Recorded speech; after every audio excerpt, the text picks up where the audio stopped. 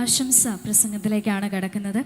അതിനുവേണ്ടി ഏറ്റവും ബഹുമാനപൂർവ്വം Reverend father Emmanuel വട്ടിക്കുഴി അദ്ദേഹത്തെ ക്ഷണിക്കുന്നു. അദ്ദേഹത്തിന് നമ്മുടെ സ്വാഗത ബുക്കെ നൽകുന്നതിന് വേണ്ടി ജസ്മിയെ കൂടി വേദിയിലേക്ക് സ്വാഗതം ചെയ്യുകയാണ്. ഇപ്പോൾ ഇവിടെ സംസാരിച്ച നമുക്ക് ഏറ്റവും സ്നേഹം നിറഞ്ഞ ഫ്രാൻസിസ് സാർ പറഞ്ഞതുപോലെ കോതമംഗലം രൂപതയിലെ വൈദികനും സത്യാന്വേഷിയുമായ ഇദ്ദേഹം വിവിധ ലോകമതങ്ങളുടെ ആധ്യാത്മികമായിട്ടുള്ള പൈതൃകങ്ങളെക്കുറിച്ച് ഗവേഷണ പഠനം നടത്തുകയും വിദേശത്ത് നിന്ന് ഡോക്ടറേറ്റ് നേടുകയും ചെയ്തിട്ടുള്ള വ്യക്തിയാണ്. ആലുവയിലെ സെൻറ്റ് ജോസഫ് സെമിനാരിയിൽ 10 വർഷത്തോളം പ്രൊഫസറായി സേവനമനുഷ്ഠിച്ചിട്ടുണ്ട്. അതിനുശേഷം നേര്യമംഗലത്തിനടുത്ത് ആവോലിച്ചാൽ എന്ന ഗ്രാമത്തിൽ പരിസ്ഥിതി സൗഹാർദ്ദമായിട്ടുള്ള ഒരു അന്തരീക്ഷത്തിൽ വളരെ ഉന്നതമായ ലക്ഷ്യങ്ങളോടുകൂടി ഒരു ആശ്രമത്തിന് രൂപം കൊടുത്തു. ജാതിമത ഭേദമന്യേ അന്വേഷണ തൽപരരായ ഏവർക്കും സ്വാഗതമരുളുന്ന ഈ ആശ്രമത്തിൻ്റെ സ്ഥാപകനായ നമുക്കേറെ പ്രിയങ്കരനായ ഫാദർ ഇമ്മാനുവൽ വട്ടിക്കുഴിയെ ഏറെ സ്നേഹത്തോടും ആദരവോടും കൂടെ ആശംസാ പ്രസംഗത്തിന് വേണ്ടി സ്വാഗതം ചെയ്യുന്നു.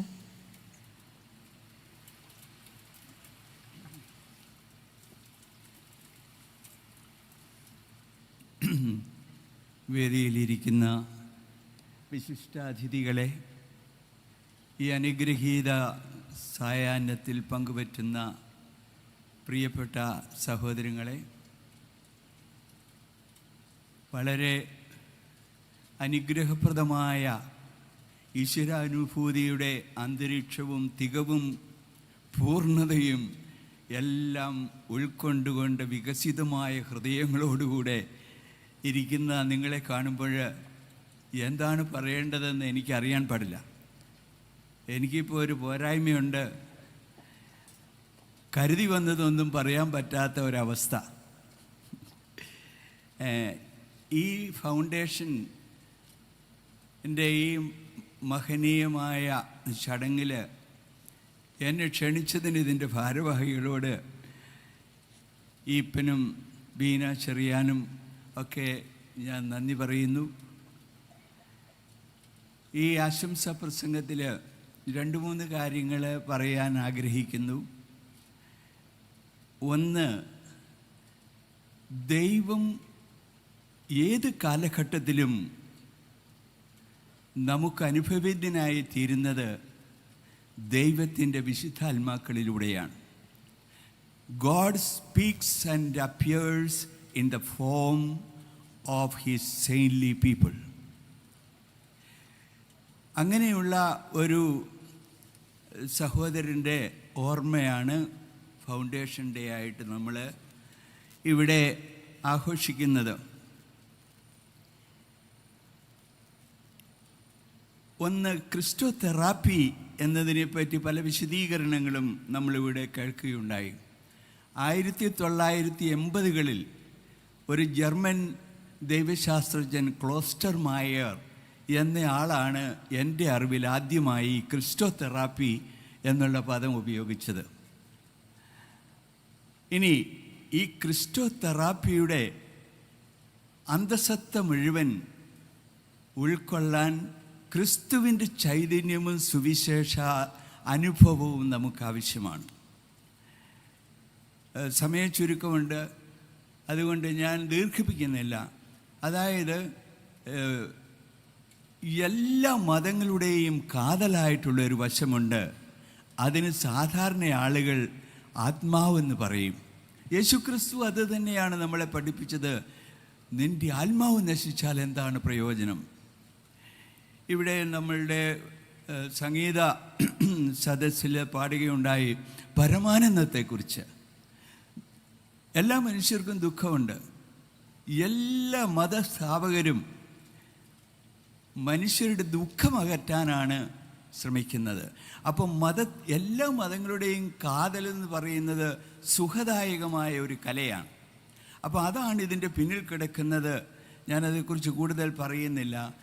രണ്ടാമത്തെ കാര്യം, ഇങ്ങനെയുള്ള സ്ഥാപനങ്ങൾ ഇന്നിൻ്റെ ആവശ്യമാണ്. ഇവിടെ പിതാവ് പറയുകയുണ്ടായി ഫ്രാൻസിലെ ടെസെ കമ്മ്യൂണിറ്റിയെക്കുറിച്ച്. ഞാൻ എൻ്റെ ഗവേഷണ പഠനം തുടങ്ങുന്നത് തന്നെ യൂറോപ്പിൽ വെച്ച് ഈ ടെസെ കമ്മ്യൂണിറ്റിയിൽ പോയി പഠനം നടത്തിയതിന് ശേഷമാണ്. നമ്മുടെ നാട്ടിൽ ഇന്ന് ആശ്രമങ്ങൾ ആവശ്യമാണ്. ആശ്രമം എന്ന് പറയുന്നത്, ഈപ്പനോട് ഇന്ന് ഞാൻ ചോദിച്ചു, ഈ ഗുരു അതായത് നമ്മുടെ കോര ജേക്കബ് എന്താണ് അവസാനമായിട്ട് പറഞ്ഞത്? ആശ്രമം എന്ന് പറയുന്നത് ദൈവത്തെ തീപിടിച്ച്, അതായത് ഭ്രാന്തല്ല, വട്ടെന്നുള്ള പദമാണ് അദ്ദേഹം ഉപയോഗിച്ചത്. വട്ടല്ല, പക്ഷെ നോർമലായിട്ടുള്ള ഒരു ഫുൾനെസ്, പൂർണ്ണമതാ പൂർണ്ണമിതം, അതായത് ആത്മാവിൻ്റെ പൂർണ്ണത മുഴുവനും ഉൾക്കൊണ്ട ഒരു മനുഷ്യൻ. ഭാരതീയ ചിന്തയിൽ പറഞ്ഞാൽ എന്താ നമ്മൾ മനസ്സിലാക്കുന്നത്? അതായത്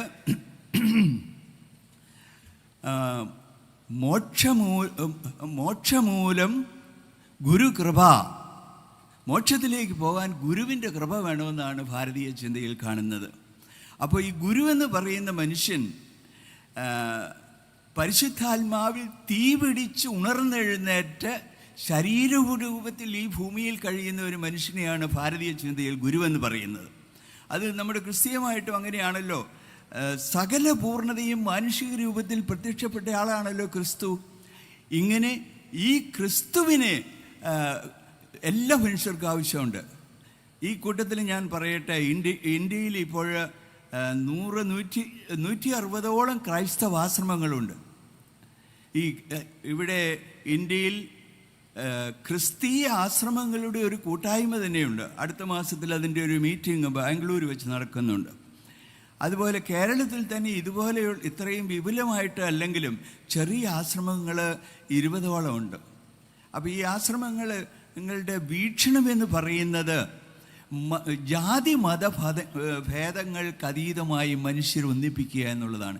ഇന്ന് മനുഷ്യർ ഏറ്റവും അധികം വിഭജിക്കപ്പെടുന്നത് എന്നിട്ടാണ്? രാഷ്ട്രീയത്തിൻ്റെ പേരിൽ, 2 മതത്തിൻ്റെ പേരിൽ. അപ്പോൾ ജാതി മത ഭേദമന്യേ എന്ന് പറഞ്ഞാൽ എല്ലാ മനുഷ്യരും സഹോദരങ്ങളാണ്. ഇതാ ക്രിസ്തു ദർശനത്തിൻ്റെ ഒരു പ്രധാന ഭാഗം. ആരാണ് എൻ്റെ അപ്പൻ, ആരാണ് എൻ്റെ അമ്മ? ദൈവത്തിൻ്റെ ഇഷ്ടം നിർവഹിക്കുന്നവരെല്ലാവരും എൻ്റെ സഹോദരങ്ങളാണ്. എൻ്റെ മതം, എൻ്റെ പറമ്പ്, എൻ്റെ സ്വത്ത്, എൻ്റെ പാർട്ടി, എൻ്റെ രാജ്യം, ഇങ്ങനെയുള്ള പ്രായോഗികമായ വിഭജനങ്ങൾക്ക് അതീതമായ ഒരു വിശാലത ഉൾക്കൊണ്ടുകൊണ്ട് ജീവിക്കുന്ന ഒരിടമാണിത്.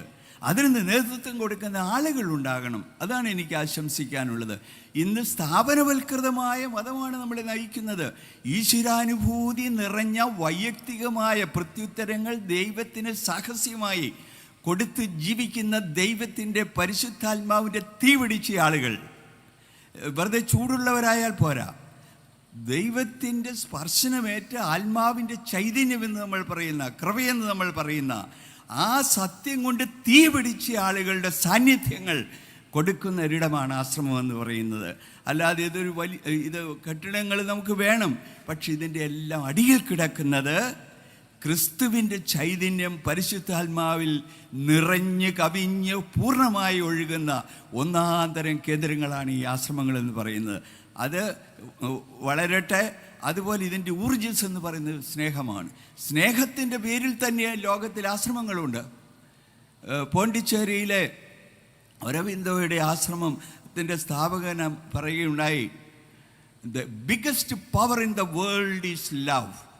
ഏറ്റവും ലോകത്തിലെ വലിയ ശക്തി സ്നേഹമാണെന്ന്, ദൈവം സ്നേഹമാണെന്ന് അറിഞ്ഞ് രുചിച്ചറിഞ്ഞ ദൗത്യം ഏറ്റെടുത്ത ഈ മഹാത്മാവിൻ്റെ ഈ പരിശ്രമങ്ങൾക്ക് വിജയം നേരുന്നു. സമയച്ചുരുക്കം കൊണ്ട് ഞാൻ നിർത്തുന്നു. നമുക്കും ജാതിമത ഭേദമന്യേ ഈ അതായത് ക്രിസ്തുമതത്തിൻ്റെ അഗാധ വശങ്ങളുണ്ട്, കേവല ഇൻസ്റ്റിറ്റ്യൂഷണലും അഗാധ വശങ്ങളുണ്ട്. കേവല ഇൻസ്റ്റിറ്റ്യൂഷണലും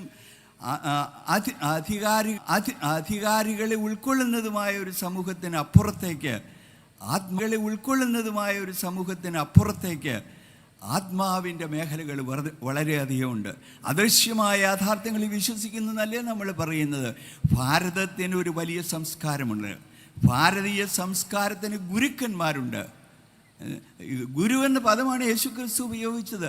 അങ്ങനെ എല്ലാ മതങ്ങളുടെയും സൗഹാർദ്ദം പുലർത്തുന്ന ഒരിടമാണ് ആശ്രമം എന്ന് പറയുന്നത്. അത് വലിയ ദൈവശാസ്ത്ര വീക്ഷണമാണ്. അത് അനുഭവാത്മകമായ രീതിയിൽ അത് വികസിക്കട്ടെ.